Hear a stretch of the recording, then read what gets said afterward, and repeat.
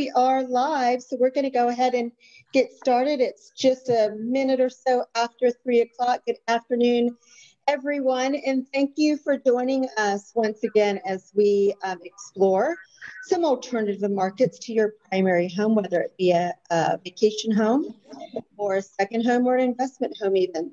I know for the past 6 months, the markets of second and vacation homes has been a really hot topic, and brokers that I'm talking to all over the country are experiencing a huge surge in activity. And so the idea of really purchasing these secondary homes really doesn't need to be put off, and we're seeing that over and over again. So in the past, second home buying was typically kind of a luxury buyer. I'm so sorry. Can someone, I don't know who that is, but can someone mute while we get, sorry about that. Sometimes there's feedback and you don't even realize it. You don't hear it, but it comes across. So my apologies. What I was just saying is in the past, a lot of people have just thought of buying a second home as something that only the wealthy does, and it was just for luxury buyers. And it was often a place that they were looking at just for entertainment. And that's kind of gone away. Coronavirus has kind of created these two additional groups of buyers. And one simply is someone who needs a change of scenery. And we're seeing that a lot where somebody just buys literally an hour down the road. And then another group of buyers are those who are kind of thinking forward. They're moving their calendar ahead a bit and thinking about where they might want to be in 5 years. If that does mean a retirement place or just a second home, they're buying that now and kind of taking advantage of being able to use it, and also getting ahead of any of the appreciation that is undoubtedly going to occur and make those places even more expensive. So I'm really excited for today's focus because over the next hour, we're going to discover the opportunities in Northern California and why that is the place to create these magical memories and make these secondary purchases. So from the beautiful lakes to the wine country to the Golden Gate Bridge, these Northern California gems are awesome and they should be on everybody's list. So let me introduce to you our 4 experts that are going to share with us today, and they're so generous with their time. I know they all have huge businesses, so for them to give us a little bit of their day is a true gift. So let me introduce to you first from San Francisco, Caroline. Hello, welcome. Hi, everybody. The Peninsula. We love the Peninsula area. Thank you for being here.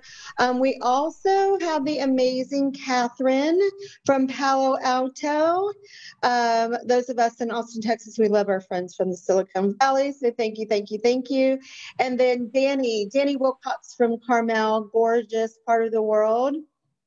And there are more things to like about Napa than wine, and one of those would be Linda. Linda Tams, thank you for being here. We love the wine too, though, let's all admit.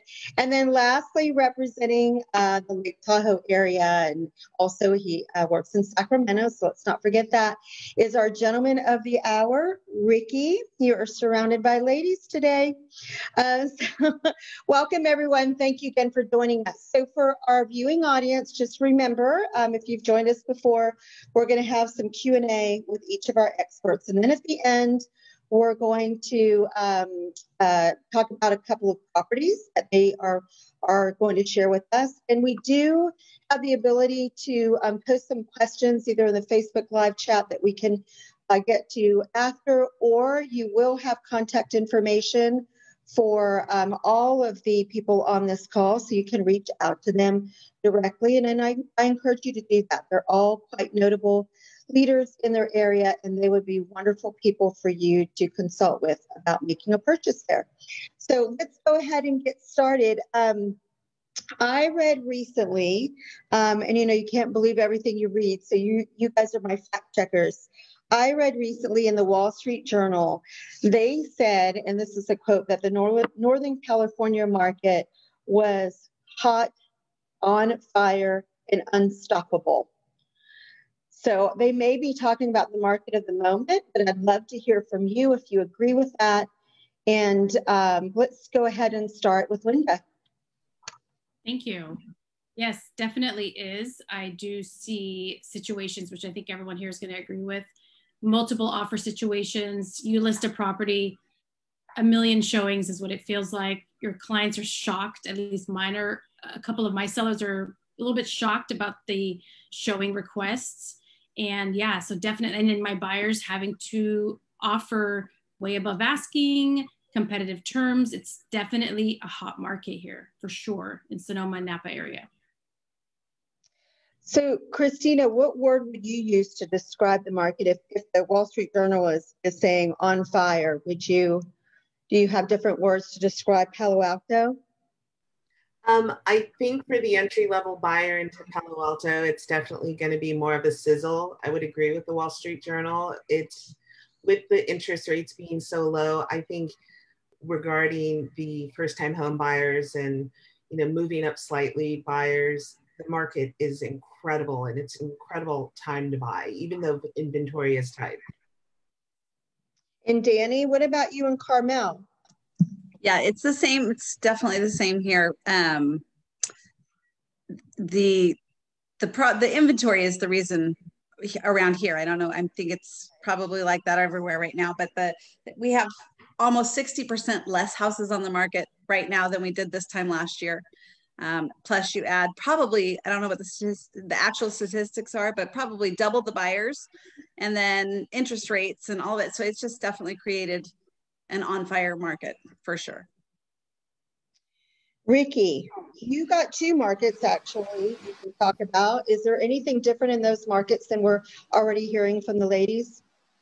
No, I mean, it's as we're all saying, I think in our industry, it's the GOAT market, greatest of all time market.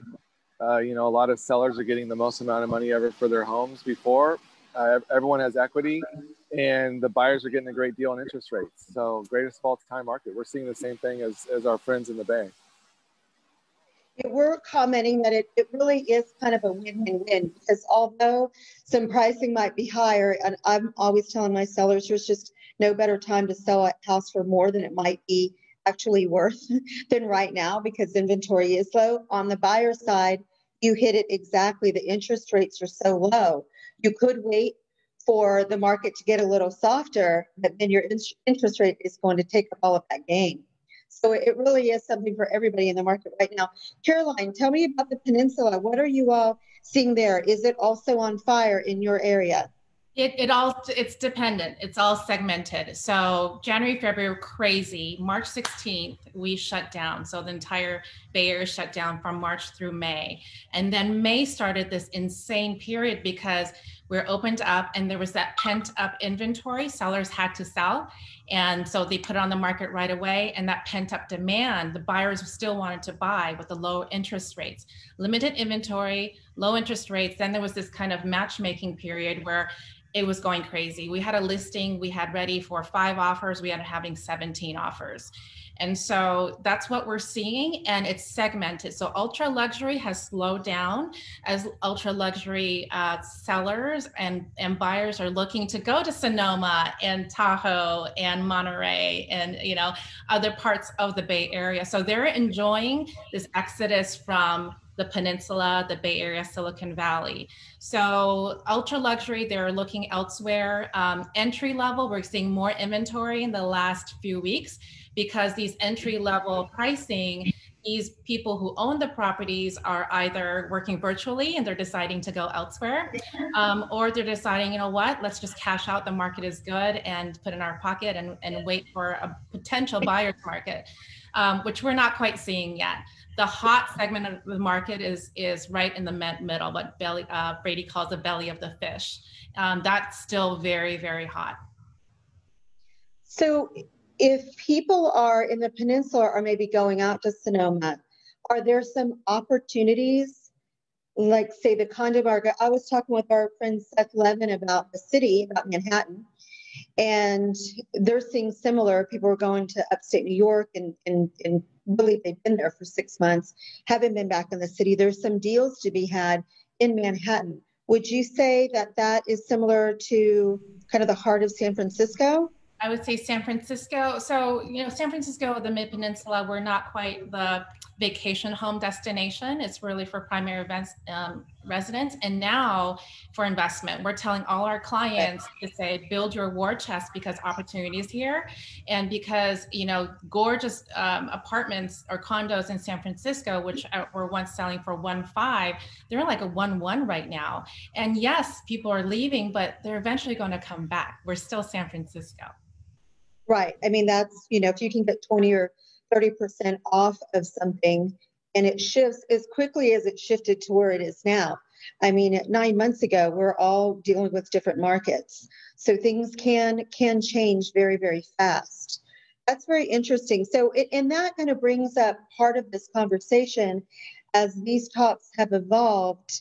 And as I mentioned in the beginning, there is a segment of people who it's not necessarily that they need or want a vacation home, but the next home that they are buying, it may not be their primary residence, and there might be a component of investment in there. And so what better way to gain a bunch of equity than to buy low?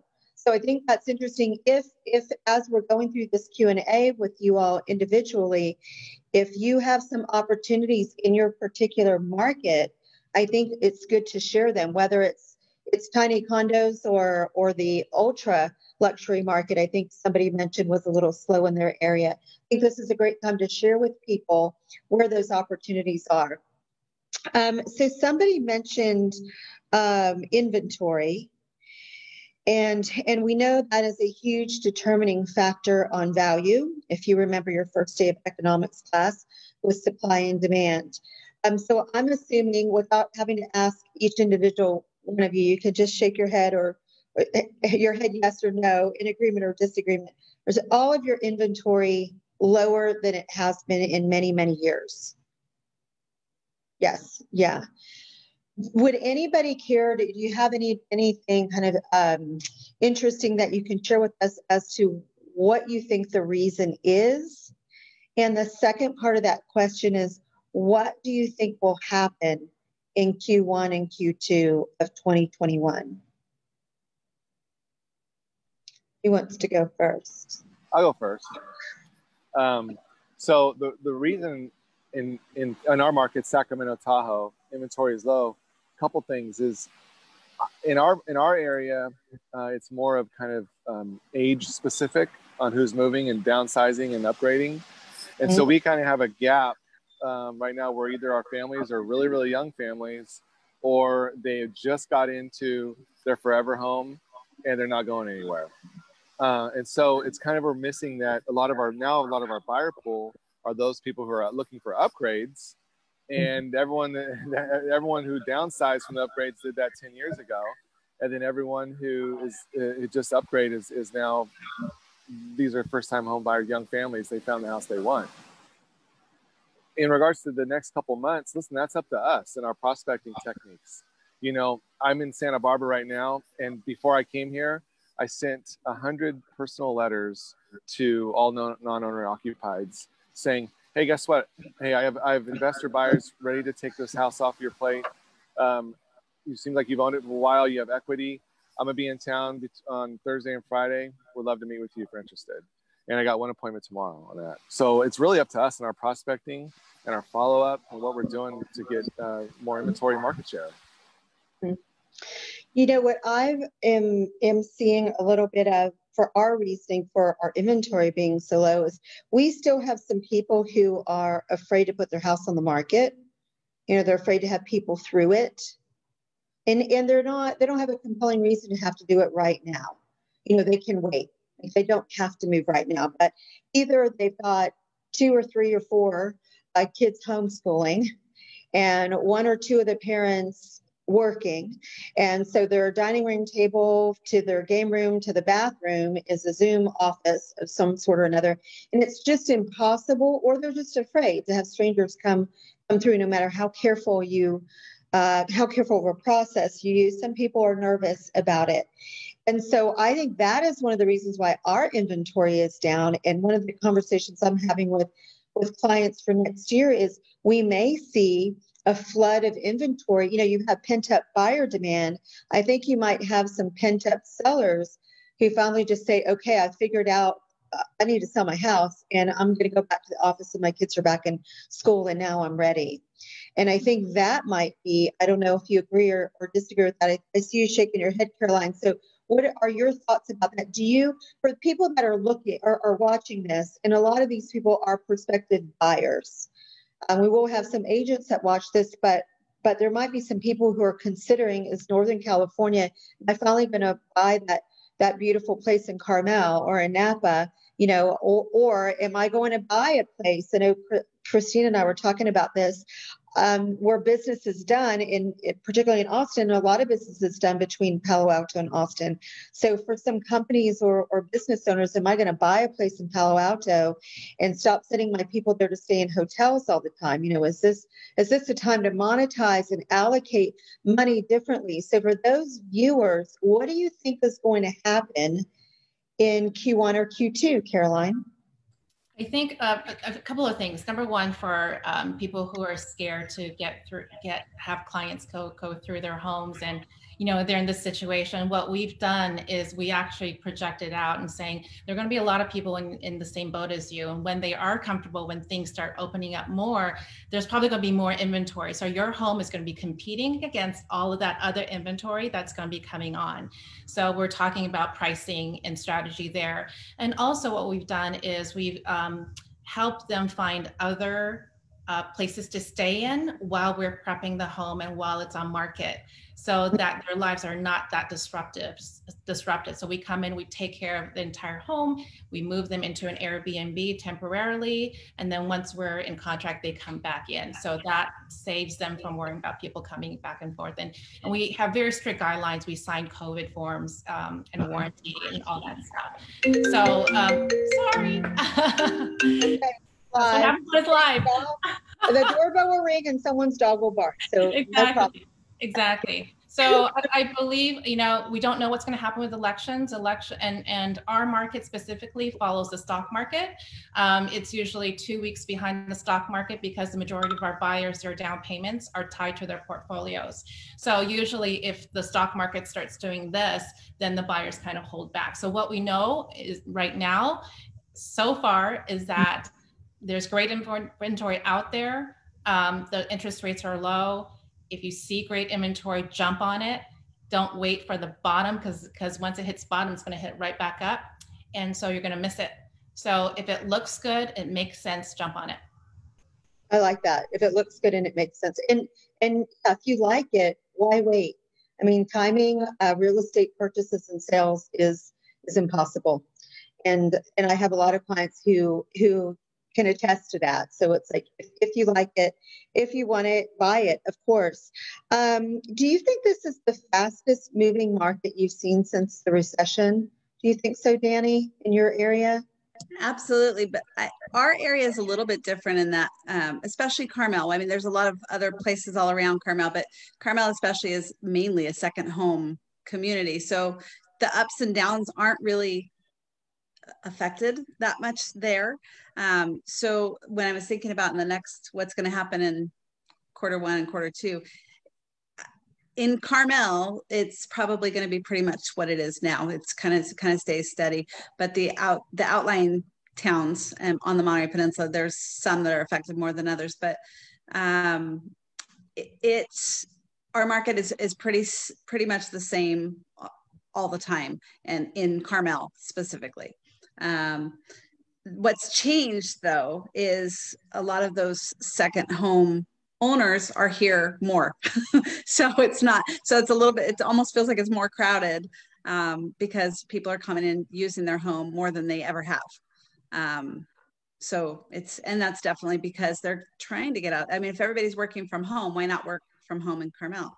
I mean, why? That's a bumper sticker, right? Why not? Why not? Mm-hmm. Christina, I know your market is different, very different than Carmel, and we talked about, maybe not so much of a vacation market, but you have, very consistent employment base and high tech, and a lot of money coming in and out of there. What have you seen that's changed in the last 6 months? Well, our town is approximately, the city of Palo Alto is about 66,000 people. And on any given tech worker day, we can top 100,000 people in this area. So we have a lot of, we had a lot of in and out. And now with the university, Stanford being right next door, not being online and remote, we have seen tremendous change specifically in our condo market, because our condo markets were those reachable, very attainable properties that people can actually step into, have a landing spot, have a footprint in Silicon Valley. And for that, I mean, we saw parents coming in buying condos for their children. They're going to school. 4 years later, they're selling it. It's been a busy market. So we are seeing, as we said, sizzle, I meant more of the single family home market. And as was demonstrated, it depends on the level, but the entry level has been very, very busy. But the condo market is definitely a little bit slower right now. For the properly staged, great pricing to attract all the eyeballs, we're definitely seeing those move a little bit faster, but the inventory within the condo market's a little bit more than it normally is. Yeah, I'm hearing that from every city. The condo market is slow. So again, that's opportunity.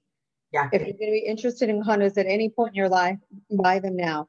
Linda, tell me a little bit about your buyers. Like, who are your buyers? I think we all have this preconceived notion of what it would be like to live in Napa.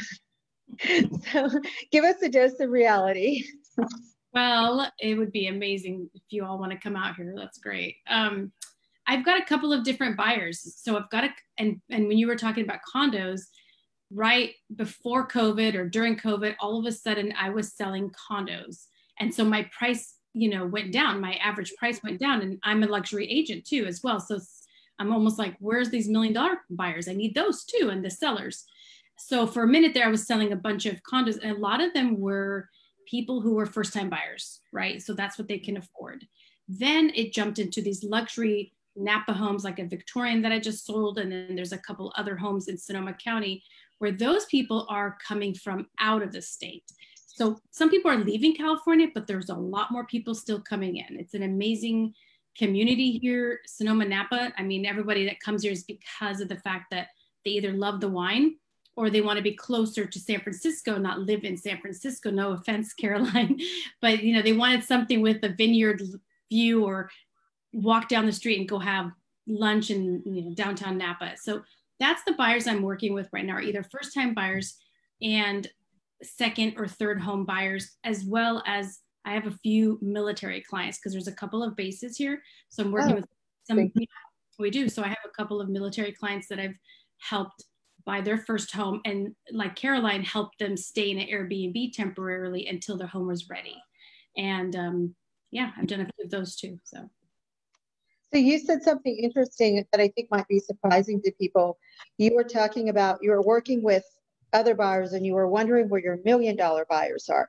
So you have a market for under $1 million in Napa. What would $800,000 buy you in Napa? It can buy you a pretty decent property, 2 or 3 bedroom, beautiful property. Actually, 800,000 is not bad. Some of them are still built in the 60s and the 70s. So there's going to be some work to be had in the property. However, many of them have been updated, but a lot of them, I wrote an offer on a property in Napa. It was $699. She had 5 offers, cute attached townhome. I ended up selling for like $750. Of course, my buyer that was the first offer she wrote, and she didn't trust me at the time, was like, no, I'm not going to offer that. And I was like, okay, this is what happens when you lose out. And then a minute later, she's like, why didn't I listen to you? I'm like, I don't know, but why doesn't anybody listen to me? So anyway, so that's where so you will get a decent property in Napa. I mean, great property for somebody who wants to get their foot in the door in Napa. So Ricky, talk to me about your buyers. I would assume they're fairly sophisticated. What kind of demographic are you usually working with? And then I'm going to ask you a little bit about your average price point in your market.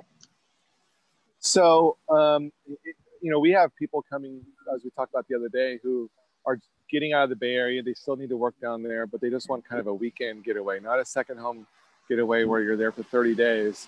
kind of like weekend warriors. So a lot of those people have been coming into the Eastern Sacramento region market, which is like Folsom, historic Folsom, or maybe even Auburn, Placerville, which is really only about 30 minutes to any ski slope. So it's really great for the winter as well. Those buyers are, you know, between 30 and 40 years old. They're working 40, 50 hours a week. They're ready to go. They're pre-qualified, and they're getting into homes at a high level, because that's a market that doesn't have as many buyers in that price range of second home. In Tahoe, Tahoe today, you know, there's over 800 homes in the market in Tahoe, 844 this morning. And that considered all the California side. Lake Tahoe consists of South Lake Tahoe, kind of the West Shore, and then North Lake, and the Martis Camp. The Martis Camp buyers, those are close to retiree second homers. These homes are, you know, 100, just for the lots, they're 500,000. And these are really great properties in an exclusive neighborhood. South Lake Tahoe are kind of that same buyer, where they're second home, they lived in their house 10 years, the interest rates are low, they have equity, they're pulling it out, they're buying homes, and you can get into something really beautiful in South Lake Tahoe for under $800,000. Not on the lake, but beautiful upgraded log home at $800,000 in Tahoe for sure. What would your entry level be on the lake in Tahoe? Well, you can get condos in Tahoe, and then you can buy an entry level 2-bedroom, 1-bath cabin in Tahoe for between $300,000 and $500,000. Really? Yeah. Wow. On the South Shore. Wow, that's amazing. I mean, yeah. I think that people have this notion, and as we're talking to these wonderful agents in different markets, I think it's really inspiring to hear that you don't have to be a multimillionaire to, you know, have a little piece of your dream. And it maybe it does need to start as a 2-bedroom attached condo somewhere, but you're riding that wave of appreciation, and you just step that into something else if you need to. You may be perfectly happy just having your smaller place. It doesn't have to be a mansion. So that's really encouraging, I think. What about you, Christina? Talk to me a little bit more about kind of how far your dollar goes. Well, surprisingly enough, you can buy something for Palo Alto for $1 million. That would be a condo. And we do have several counties that have sold this year for under $1 million. They're typically 1 bedrooms, 1 bath, and they are anywhere from 640 square feet to just not quite 900. Occasionally you can find a 2-bedroom, 2-bath, and that's typically closer to the highway. So that's a good thing. I want people to know at Palo Alto, you can find properties to be here. We're not all multi-million-dollar homes, although we do have quite a number of those. Yeah.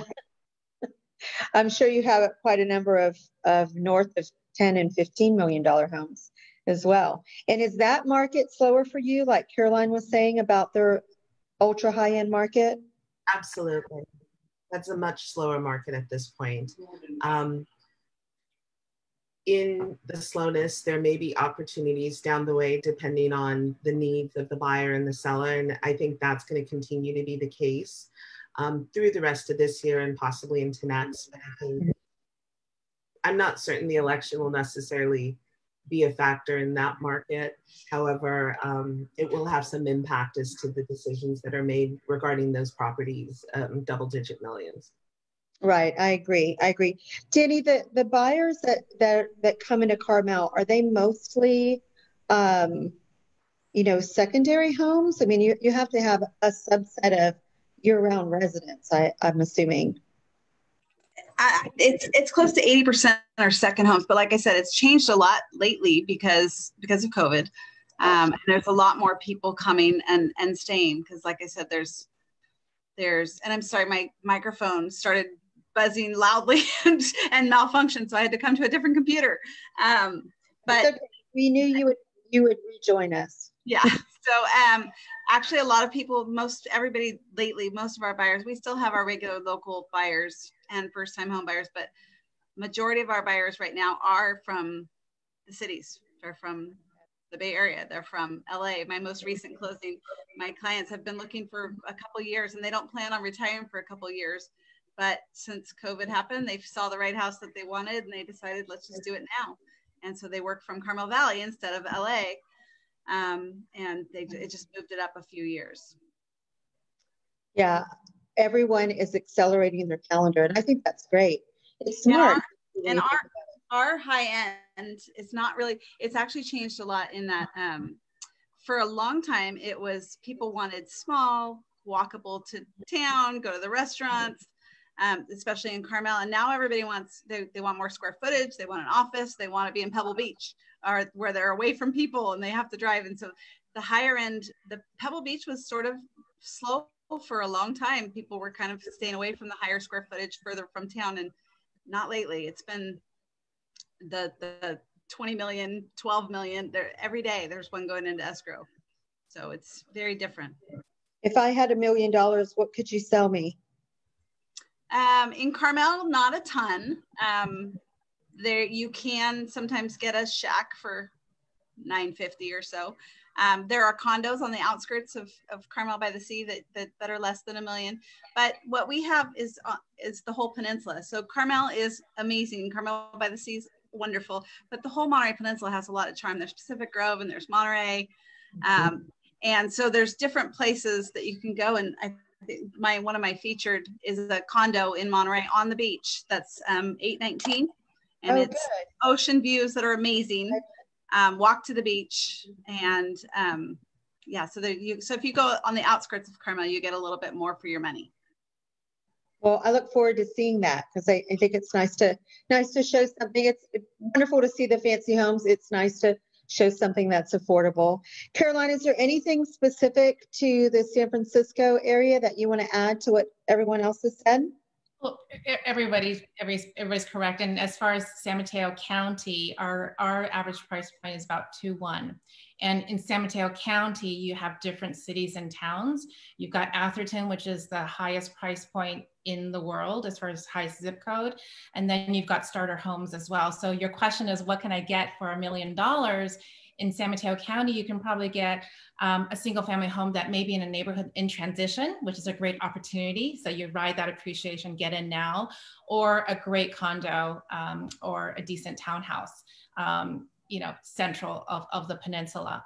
I think it's a great opportunity right now. So we do have rental, as of January 1st, our rental restrictions came on, and we started enacting rent control and just cause eviction.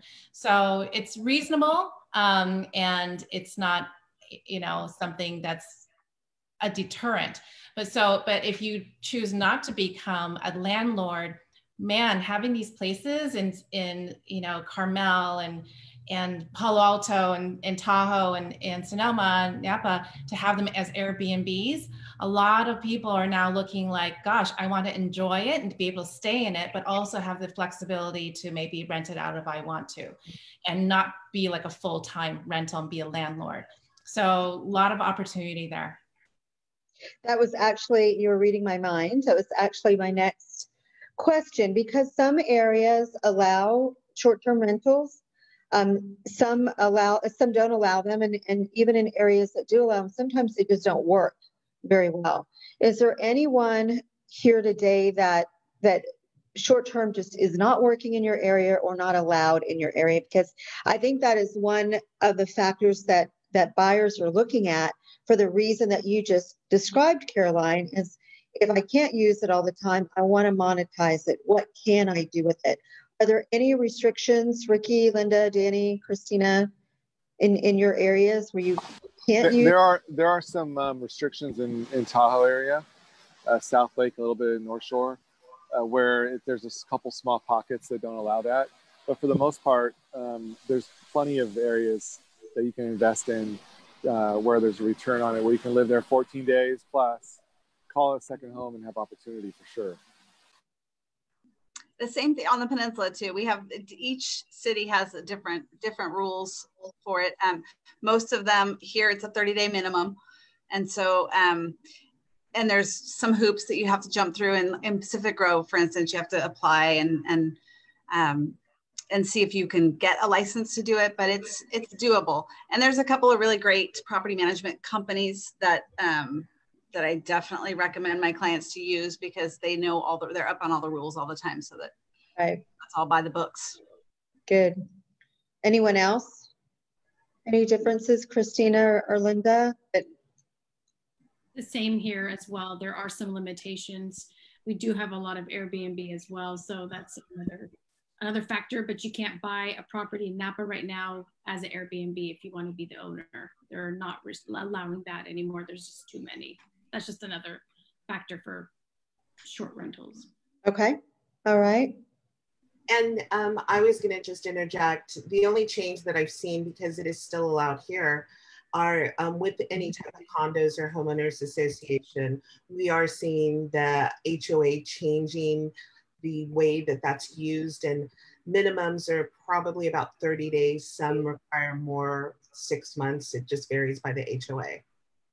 Okay. Okay, good. Well, I'd love to take a tour of the properties that you have brought to share with us. Now, I know in some of your markets, it's moving so fast that things that we were going to share have already gone under contract, which is a good thing. But that's okay, because the whole point is we're just wanting to educate the viewers on what you could buy in that area, whether they're able to run out and purchase it today or not, because it's already taken is secondary. It's really just a matter of, how far can your money go, and being able to see it. And so thank you for sending those to share. We're going to get that up on the screen with my team. Here we go. And not sure who's first. So we click over to the next screen, who's ever that is. They can just start talking about their property. Hang on one second as we get this going. Okay, it's Christina. You are on deck. Tell me about this. This looks great for 1.45.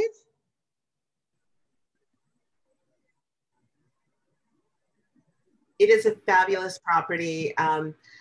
This property is steps to downtown. I mean, literally you're half a block away from downtown Palo Alto, University Avenue, shopping, fun. It's, you can walk to Stanford. This 2-bedroom, 2-bath was completely renovated. And the thing that's really nice about this is it's got parking space, 2 parking spaces. It also has extra storage space. And even though it's in a small complex, you actually have that feel of it being just a small townhome. And so it's very private. There's 2 sitting areas. The HOA is representative of what Palo Alto's HOAs are at $659 a month. If you were going to make this particular property has a 30-day restriction, which is great, because if you have an educator coming into Stanford to teach for a few months, they may be here for 3 to 6 months. And so this is an ideal property for them, or whether it be a doctor. And this property is renting for about $5,000 a month in that scenario. Very nice, very nice. Okay, what is it? So similar pricing, and then I'm assuming this is going to be further out, maybe? Yes, this is actually Menlo Park. So Palo Alto is, the lovely part about this is that we are almost equidistant between the city, San Francisco and San Jose. So your choice of airports is great. You can always go across the bay to Oakland if you're coming into this area.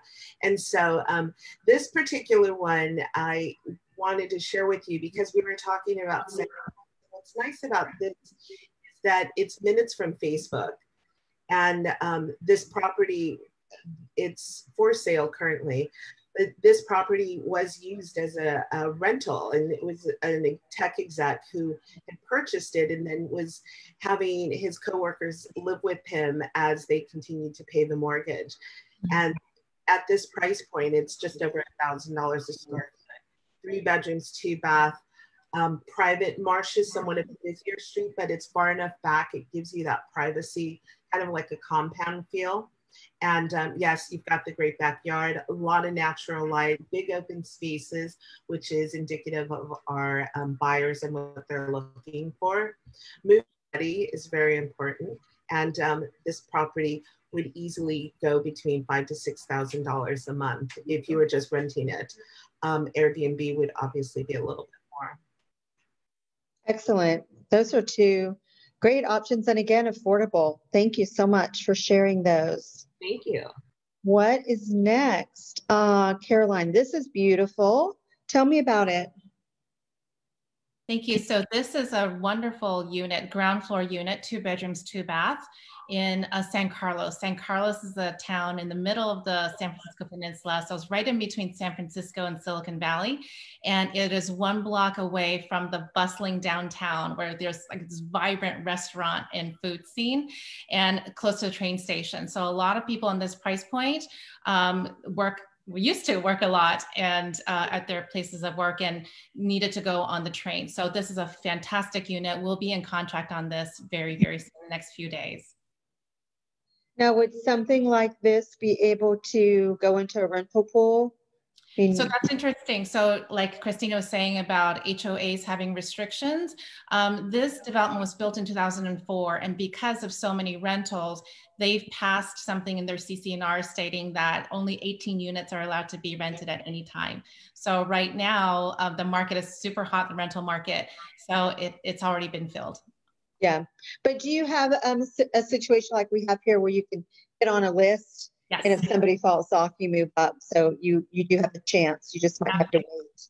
Okay. Yeah. Very, very nice. And what would you say, like in this area, the appreciation has been, over the last couple of years? Oh, it's been great. I mean, 2 years ago, this unit, so this is when we were talking about there's a softening in the condo market. This is an example of that. So 2 years ago, we probably would have priced it $1,250,000. But because of all this inventory and competition right now and the seller's motivation, we price it right under 1.2, and we're getting lots of looks. There's a unit above that is priced at $1,275,000 and it's sitting. Yeah, and this rented for $4,500 a month. This one did. If somebody were to purchase this when the market, does correct, I mean, undoubtedly this is going to be back in demand when people are wanting to walk out the door to restaurants and go back to that type of a lifestyle. You already have, at least 50,000 in equity when this kind of, reships and recalibrates. Right. So that's a great opportunity. Do you have something else for us? I do. Let's see. Okay, this is another home we have in Belmont, and it's a really beautiful town just north of San Carlos. And this is a huge house, and this is perfect house for today's environment. It has tons of flex spaces. It's 6 bedrooms, and has 2 offices. You've got a master suite with a sitting room office next to it. It's got a pool house. It's got the lower left corner, you see a little accessory building on the right. That's your wellness room. That's a gym. It could be a yoga studio. It's a chicken coop. It's got Tesla roof, solar panels. So right now, as somebody was saying, they're looking for flex spaces. This is what it offers, a lot of space. And it's got a separate suite to the side for multi-generational living or au pair or that boomerang kid that's coming back and wanted some privacy. So yeah, I was just going to add, I heard on the news today that 60% of 20 to 30-year-olds have moved back into their families' homes. I believe it. I believe it. And you need our clients are that they're selling their condos, they're putting their money in their pocket, they're moving back home, and then deciding their next steps. This is beautiful. Now, what is the acreage on it? How big is the lot? The lot is 1.19 acres, which is really large for this town. That's beautiful. I really love that. Of course, it's $4.5 million. What is not to love, right? Okay, who do we have following Caroline? Linda. Oh, this is acreage too, isn't it?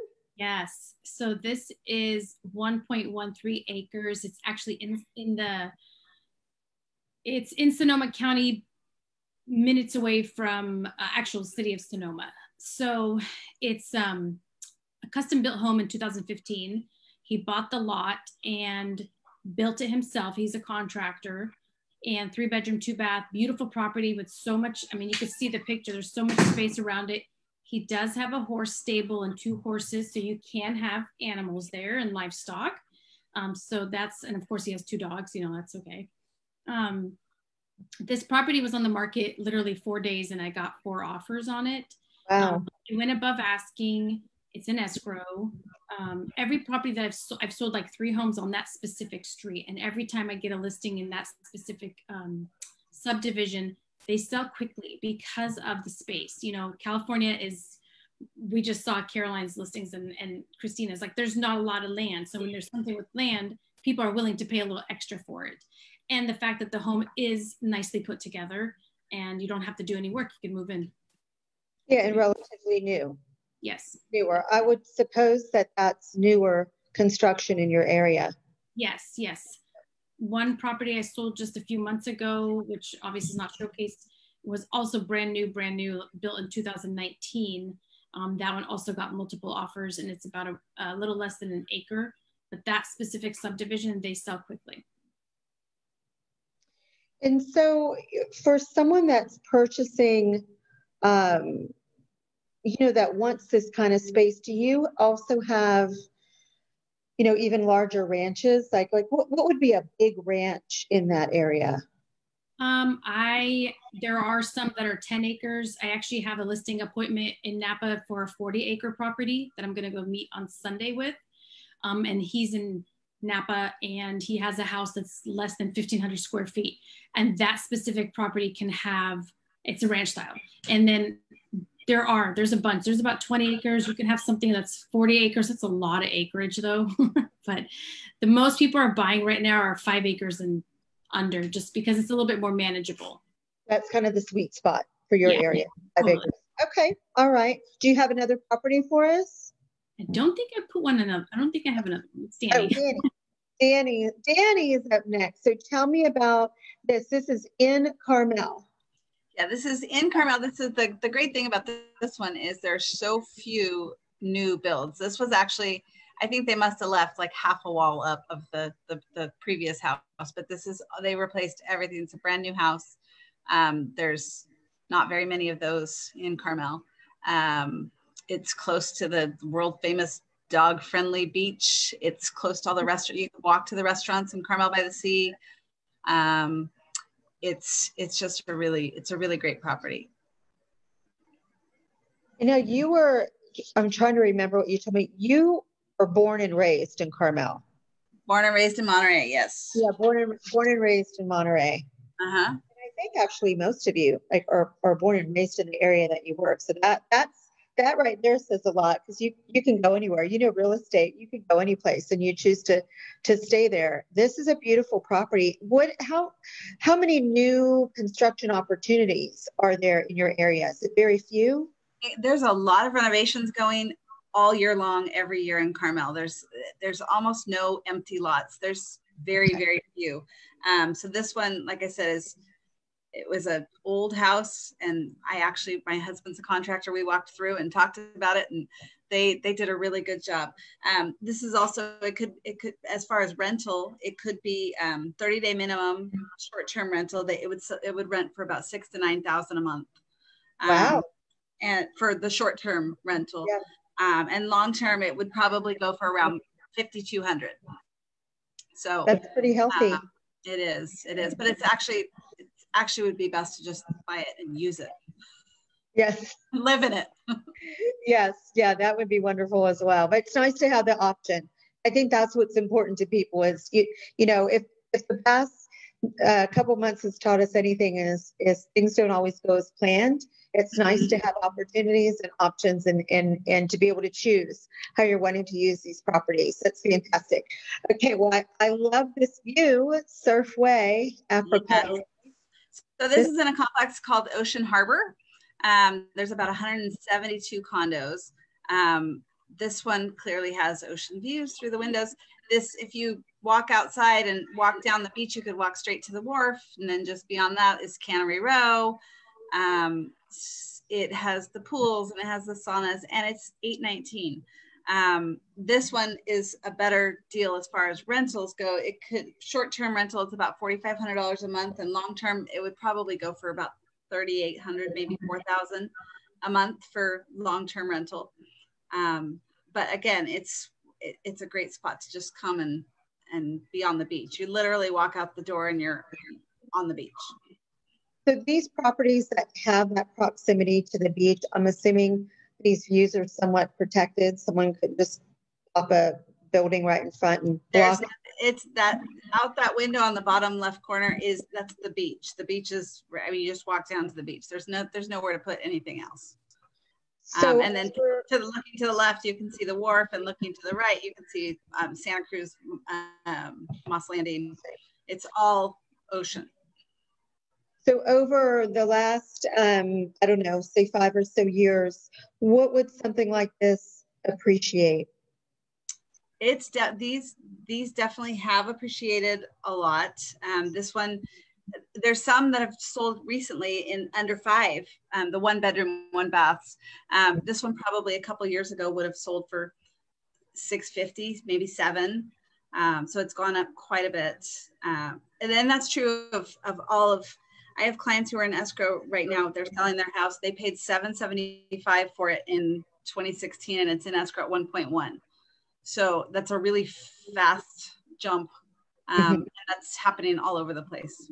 Feels like everybody that bought in 2016 is selling right now, and they're all making a lot of money with their equity. Of course, they're going to go put it somewhere else, so it's all relative. But right. That's beautiful. That's beautiful. Thank you. Okay, and next up, Ricky, the gentleman letting the ladies go first. Thank you for that. So tell me about April Drive.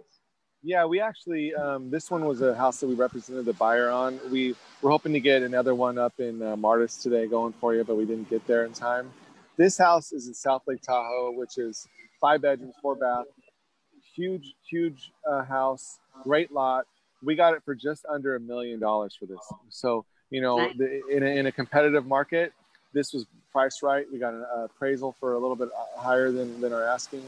And it was a great house. The thing about South Lake that you got to understand is that that's kind of like the hub of where, like, the casinos for South Lake Tahoe on the Nevada side. The celebrity golf tournament at Edgewood is in South Lake Tahoe.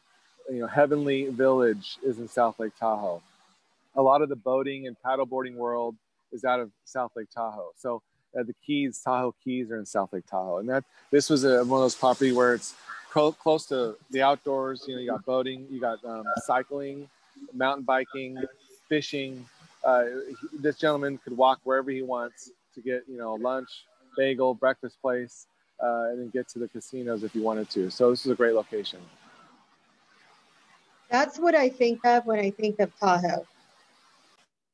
Like that brings me comfort, because that feels so nice and special. And great job that you did with this buyer, getting such a beautiful property and at a great price. Thank you.